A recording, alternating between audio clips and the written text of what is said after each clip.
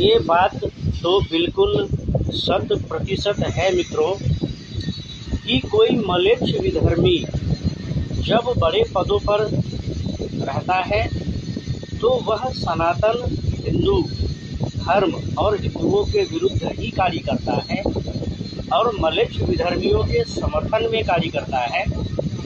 देश का नियम कानून कुछ हो, संविधान कुछ हो, विधर्मियों म्लेच्छों को इससे मतलब नहीं रहता है। वह केवल अपने और अपने लोगों का हित देखता है।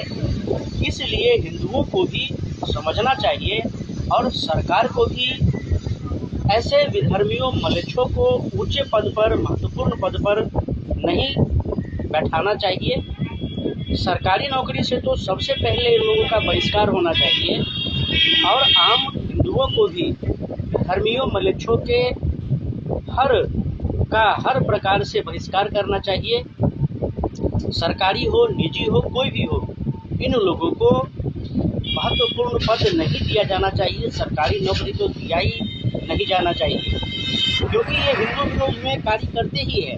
देखिए कि ये क्या घटना हुआ है, महाराज जी क्या कह रहे हैं। इससे अधिक दुख की और आश्चर्य की बात नहीं हो सकती कि एक मुस्लिम जज ने महाराष्ट्र में 14 हिंदू बच्चों को उम्र कैद की सजा दी है और किस लिए? उनके ऊपर यह अपराध लगा दिया गया कि उन्होंने 2 जिहादियों को मारा है जो गायों की निरंतर हत्या के अपराध में संलिप्त थे। वो छठे हुए गौ हत्यारे थे। उनकी हत्या के अपराध में 14 बच्चे हमारे, और यह उस देश में हो रहा है जिसे कहते हैं कि हिंदुत्ववादी सरकार है। और एक छठे हुए अपराधी, उनकी हत्या के अपराध में 14 बच्चों को, क्या कोई गौ सेवा करेगा? क्या कोई धर्म की रक्षा करेगा?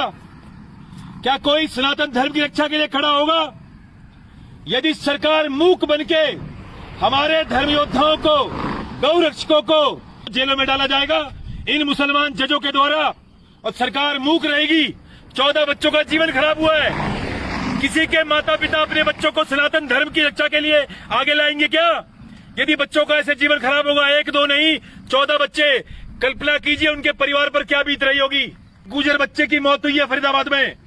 इसकी शिकायत पूरे गुजर परिवार ने केंद्रीय मंत्री किशनपाल गुर्जर से करी है।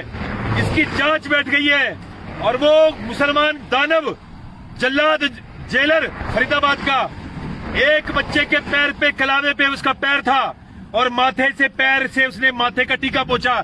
ऐसे ऐसे अपराध उसके ऊपर दोष लगे हैं जिसकी जांच हो रही है। ऐसे ही दिल्ली में एक एसआई अपने सामने हिंदू लोगों को चाकू मरवा देता है, अपनी आंखों के सामने जिहादियों से। एक जिहादी पुलिस वाला, तो ये चाहे सब इंस्पेक्टर बन जाए, चाहे जज बन जाए, चाहे जेलर बन जाए, काम एक होता है, जिहाद, सनातन धर्म का नाश करना। भारत सरकार से मैं ये आग्रह करता हूँ कि इन जिहादियों को बड़े प्रशासनिक पद पे मत बिठाओ, अन्यथा ये इसी तरह से हिंदुओं का शोषण करेंगे।